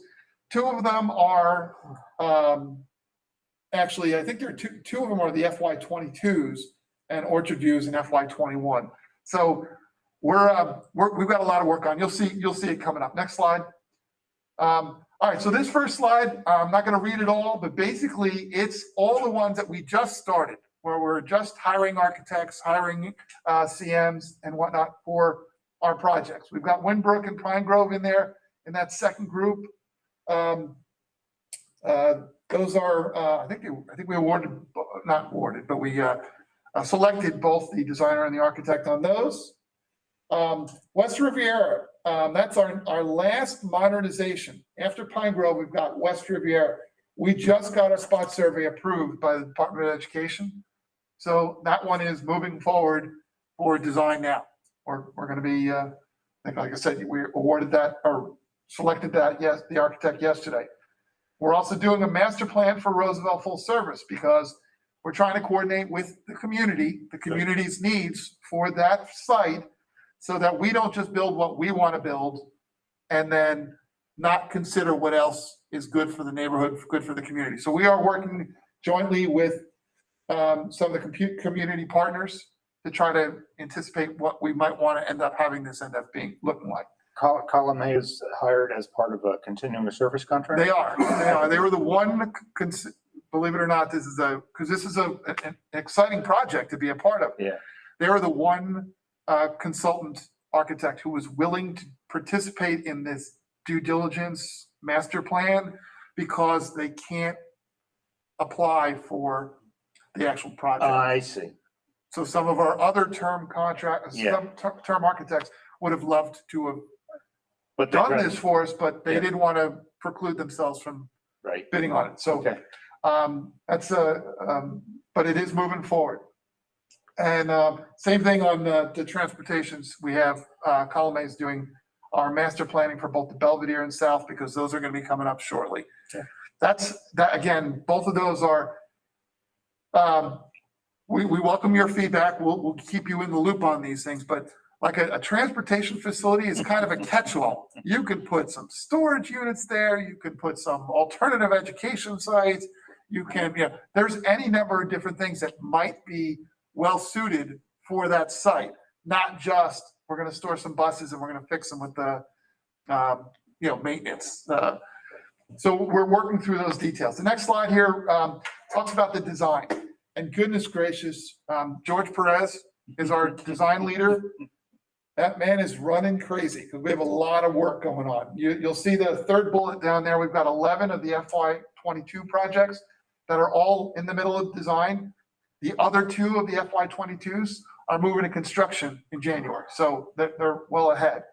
And in fact, I think we've got a number of our FY23 projects is the last bullet down the bottom. We've already got FY23 designs well underway. In addition, you see the Grove Park and Malaluca. Those are very clearly well under design, as are our 2 other core expansions. Just so you all are prepared, Malaluca and Grove Park, we are actually starting construction on those this coming summer. So you will see come March or April thereabouts, those GMPs will be coming through so that we have ample time. And in fact, Judy and I have been working with purchasing and legal because with all the shortages of materials and the price escalations on materials, we're already looking at on those projects. Do I need to come to you guys in January or February with an early buy on materials? Because if, we can't afford to waste money on these things. We've got a budget. We got to really stay within that. So we are looking at that part of this right now to see if there's early buys on Grove Park and Malaluca. On Grove Park, did we get the state to back off of having to retain 2 buildings? We're able to scrape the site. Oh gosh. I thought that was the last I had heard. Yes. That the Scovich had gone through. And yes, we are clear on all of that. Okay, good. because I've got all of them. They're all Oh, screwed yeah, up right now. you have all of them memorized. Yeah. Malaluka also has buildings, but those are gonna stay. Oh, they have to stay. Those have to stay. Okay. So, but yeah, the Grove Park ones, we were able to custody those ones out. Next slide. Ongoing facility renewals. I don't want to go into too many details on them, but you'll see a number of them look like they're complete, they're in closeout. So what does that mean? That means in a month or two, or so you'll be seeing some change orders for final closeouts for those. So it's an ongoing process. I think I got 3 pages of them. Couple of the projects, you can go 2 more, because I think up to, next page. Spanish River and Wellington High School. We've got doors and frames. That's storefront work. We're doing those over the holidays. Working on some of it over Thanksgiving, got some of it gonna happen over Christmas. We got everything delivered to be able to do that. So we're gonna keep it pretty busy over Thanksgiving and over Christmas. Lots of good activities when people aren't in there. West Tech is a perfect example. They have their main office, buildings 1 and 2. Well, we're gonna do a lot of the work over the breaks in those buildings while they're gone, so. Next couple of slides are some pictures. You're welcome to take a scan of all those. Lots of work still going on. And I don't want to blow toot the horn too much, but I really want to thank our communications department, because what you guys don't see is that there are videos on a lot of these projects. Next week we have ISOC. I'll play a couple of videos on that, of these facility renewals. Next ones. Okay, from the next few slides are all the Angel Garcia show. Triple O High School. So he's moved pretty far forward. Yeah, I think he's upstairs now. I was gonna say, it's still here. Yeah, he's got way too much work, so he's moved on. So we're already erecting the tilt panels and the structural. I think actually on this one, no, it's on 05C. He told me they've already got 2nd story joists going in. So this one, he's got some storm drain work going on. Go ahead to the pictures.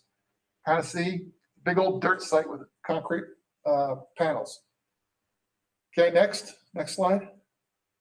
Another fun one. And there he is tilting up some panels there. I got to cut. I think there's 2 slides. Are you having delays on getting concrete? I don't know. Angel, are you on the meeting? I haven't heard. I haven't heard anything. Yes, Dave, I'm here. No, we have not had delays with concrete or steel, which is a good thing. So we have 16 panels erected currently at the high school, and they're in the process of erecting panels as we speak. All right, good. You're lucky. Yeah. Concrete's 3-week lead time on any of my projects. Oh, absolutely. And we're running a change order for one of our other schools coming up, or adjustments, because we went from steel to concrete. Mm-hmm. Okay, 05C, again, Angel School. Same premise. Tilt wall panels, they're in progress. I think this is the one where he had said they've done the 2nd story steel joists are Wow, that is moving. So yeah. Go ahead, Angel. Please feel free. No, this one is scheduled for an opening in August of 2022. So right now we're on track to be dry in by January. We're right now have the joist and the deck for the 2nd floor of the 3-story addition, and we'll be doing that slab. And then we have the roof joist coming in and roofing materials right after Thanksgiving break. So we're right now, the milestone we like to have is by January for an elementary to have the school dry in by January for an opening in August. And right now we're tracking right on schedule with 05C. Good.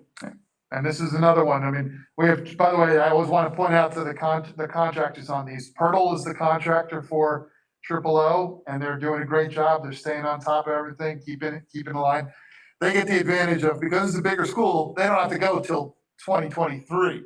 So, by the way, which, just so you all wonder, you want to know what a crazy year the summer's going to look like? Is summer of 23, because we've got Triple O High School is going to be opening up. 17 PP, the new middle school will be opening up. And we've got, the Sunset Palms one. And then we've got Grove Park and Malaluka also opening up all that same summer. So it's gonna be we'll take it easy this summer. It'll be, next summer is the crazy one. There's a couple more photos. Go ahead, next. Okay, Citrus Cove. Yeah, it's been a little bit busy these days because I know I told you guys, I promised you I'll get Joel Campbell is our SPA who's now finishing the finishing touches on the core expansion in Citrus Cove. This is the first one. It's a big one. I'll bring him in with a slide presentation on that hopefully next month, but we'll see. Also, West Tech is well underway. It's going to be done. State Construction is working on this one, and they should be done, I think, by April of this coming year. So they're finishing up. They had challenges with the air handlers, getting delivery on air handlers, but they now have them. They're in place and they're moving on. So as you can see, we got a lot of work going on and even more work in the design. So I hope I don't scare you all in the fact that the design work that we have will translate to a lot of GMPs going forward, coming up soon. Are there any questions? Okay, thank you. We're up to date. We are now down to 17 PP Sunset Palms. Do you have that or is that postponed? I do. Jim, do you want to? Dave, I don't have it. Where? There's nothing there to pull up. And I emailed it to you. Oh, okay. Yeah, you had asked me to email, so hopefully, there you go.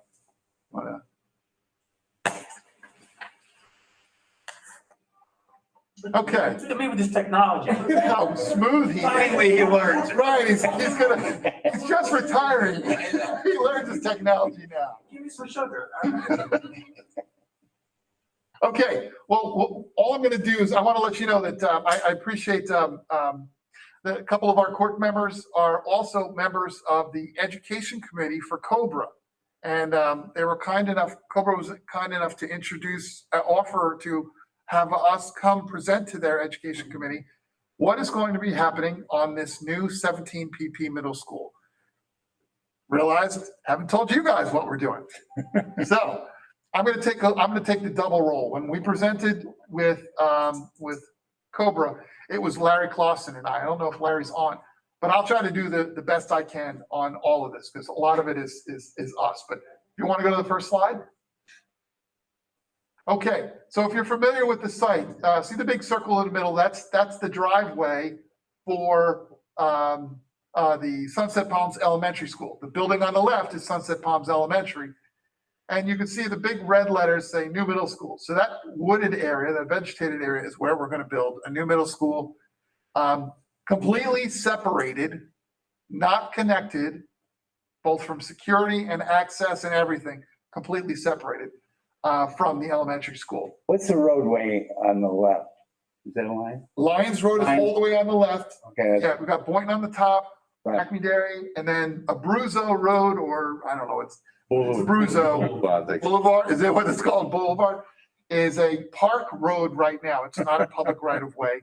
I don't know if they'll eventually do that, but that actually will be the access point for our site. If you go on to the next slide.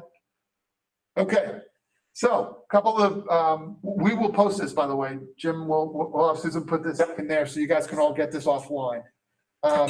But the middle school, that vacant parcel land, there'll be basically three buildings and a chiller generator building. The first one is a big 3-story classroom building. It's going to have a media center and the main office.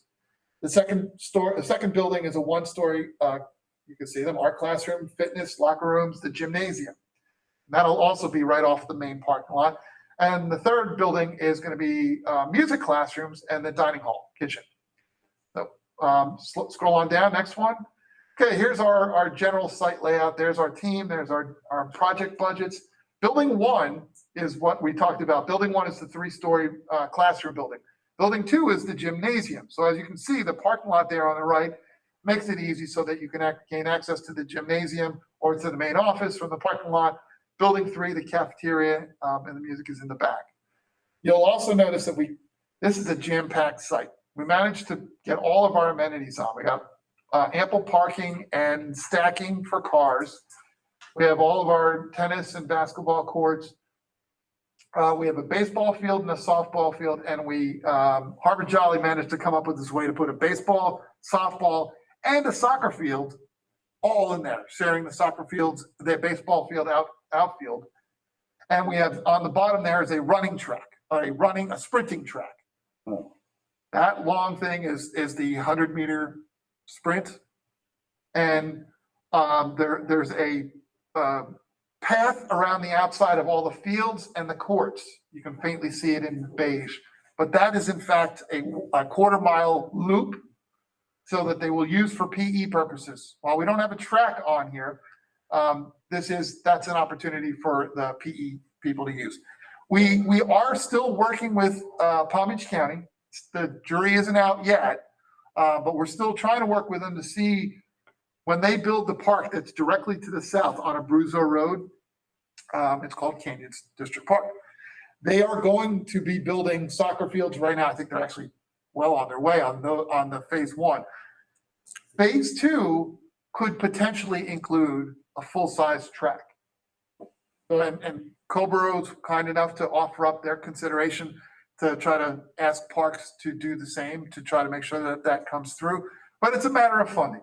So that we're still working on that. We'll get back to this, but for the time being, we can operate without a track. It's the least need of all those demands. Just out of curiosity. Sure. They had that loop around the field. Can you get down? Sure. What's the surface? It's it's a gravel type of, it's not a paved surface. It's going to be either gravel or a gravel dirt path. Are we back to designing open schools? I thought we had gone so far the other way. No, this is a closed school. It's closed There's with walls. fences and walls. Yeah. Yeah, but I thought we had gone for security purposes back to single building schools and a single building and everything else is inside that. Well, no, our intent is the courtyard. It doesn't really look like it now, but there is a courtyard between. Oh, I can believe there's a courtyard. I had just thought that kind of when the whole Stoneman Douglas thing happened, that we had taken the position from a design point of view to try to just do everything under one roof, not have kind of fences and walls and things that were enclosing our buildings. Obviously not. We have this. No. And nor on the high school, or the elementary school. Okay. Well, the elementary school it's an L-shaped building, but the high school is a series of buildings with a courtyard in the middle. Okay.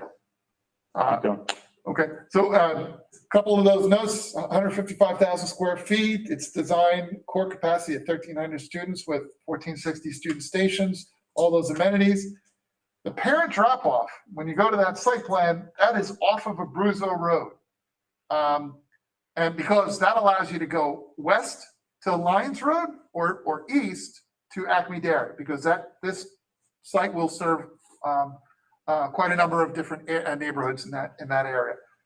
The site design includes extensive on-site vehicle stacking, and you can see the next bullet down there. Vehicle stacking allows for 181 cars without being on surface roads. So 181 cars.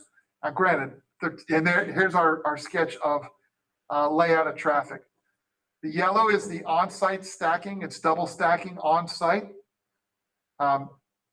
Out on the public right-of-way, as part of our project, we're actually including in the light blue is a turn lane. We're actually building another turn lane so that those people can stack in that turn lane and others can still bypass onto Abruzzo and go west.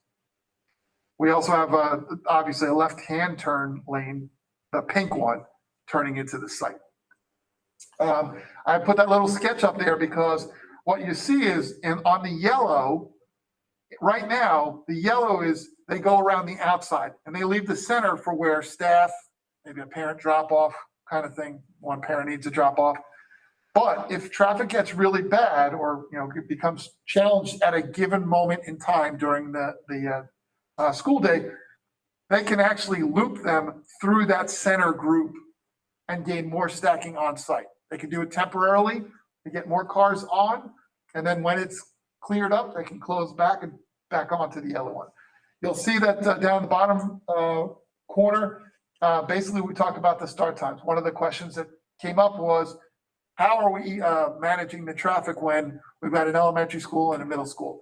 Well, we have quite a bit of time, a staggered time between when one starts and when the other starts, when the other picks up, when one picks up and the other picks up. So those are our numbers. So you can see there's at least an hour, in some cases an hour and a half between them. Next slide. And that's what I just talked about. All the improvements, the right turn lane, the left turn lane on Abruzzo, the traffic 90-minute phased differences. And the last bullet is really important. Simmons and White is our traffic engineer, and they've been working with Palm Beach County all the way along on this. And we have met all the criteria for Palm Beach County's traffic performance standards. So we're pretty comfortable on that. Okay, the big buildings. Okay, I'm not going to go into the details that Larry Clausen did because Larry's our principal liaison and he gets it. But you can see on the top building on the right, that's where the main office is. Those orange rooms, that's where the main reception area is. The building down to the bottom, you can see where that's the gymnasium, and off of it, the locker rooms, and there's I think there's art classrooms all the way at the end. But that building one is a whole lot of classrooms. I think we have a medical program and a business IT program. I think we're the two choice type programs for this school at this point. Haven't even started construction, so can't say that it won't be different. Next slide. Basically, there's the second and third floors. Actually, I think that's just the second floor of building one. And there's the third floor. So you can see the science classrooms. Not exactly sure if they're going to do like a first floor, 6th, 7th on the second, 8th on the third. That remains to be seen. I'll let Larry Clausen tell us about that one day. And here's our renderings of what this facility is going to look like. This is the sports fields. You can see the courtyard in between those two sets of buildings. And the parking lot off to the right. Next slide. That's your parent entrance. Main building, administration is on the right, gymnasium's on the left. Next. And this is the pedestrian walk, because there's a main walk that allows people to get from all directions to get in through here, because security will lock down the gates or make sure that only cars are coming through. But that pedestrian gate will allow a lot of students, a lot of the walkers to get in. And this is the courtyard we were talking about. So. Are those the actual colors of the building? Or is it something else? It certainly has an opportunity for change. Okay. This is the architect's recommended color selection. We all know that once a principal gets established, because right now there is no principal. Larry Clausen is our liaison, and he would be the principal right now, but he won't be selecting colors likely. Because again, this one opens in 2023, so we've got ample time for that. But not all that much, because we still have to do furniture. Furniture is going to have to be ordered way out. That's one of the things we've heard about. A lot of our furniture, or the materials for our furniture, is sitting on boats. Sitting on boats right now. So we're struggled with that too. So thank you for the presentation. Nice job. Yep, that was good. And we will post that. So that's my failure to send it over to Jim in time. We'll get Susan to upload that so you guys can see that in the future. Okay, you said Abruzzo Road is not a public road? No, not right now. Right now it is it's an internal park road. It's part of that park property. I say, no, sorry, not park property, Palm Beach County government property, because I think we're going to build a library there. And is it a fire? No, it's not a fire station. Fire. Is it? I don't remember if there was a second. A big library. I mean, we don't have Big library. some special agreement with the county to use it or anything like that, do we? We do have an interlocal already for use of all sports facilities, but we have a secondary right to them. I'm talking about the roadway. Facilities, I mean, it's access to. the whole- Oh, yeah, no, I think there's an easement across the road for all public. Because it's also, the shopping center is in there. All the there's strip mall, I think there's a Publix in there. All that is in there, and that's, In the, everybody accesses it from Abruzzo as well. Okay, approval of minutes. Anyone with issues on minutes? All right, hearing none, the minutes are accepted. Review and set next agenda. Anything we can think of that we specifically want staff to bring back to us? I didn't hear. Citrus Cove, come back. I'll do my best to get Citrus Cove between now and. Yeah, that's fine. Michael? You're muted, I think. Good. I see your hand raised, Michael, but we can't hear you. we just had a motion to reset. Quick. We'll give you a second. Sign language. Get out of here, fly. No, we're not hearing you, Michael. Sam's gonna do translation. Hold up the sign, just go. Oh, okay, we'll go on. Okay. Virginia, can we hear you to know that we're working on this end? Say something, Virginia. Okay, I had to turn my microphone off. Yes, I hear you, and I think you hear me, correct?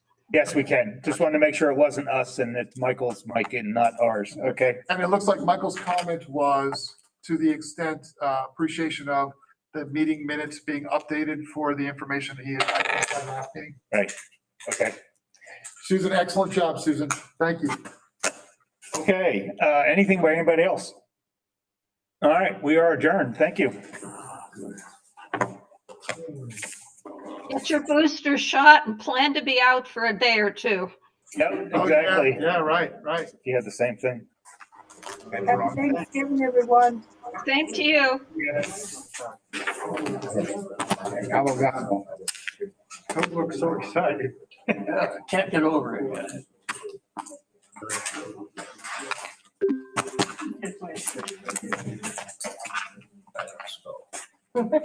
I will.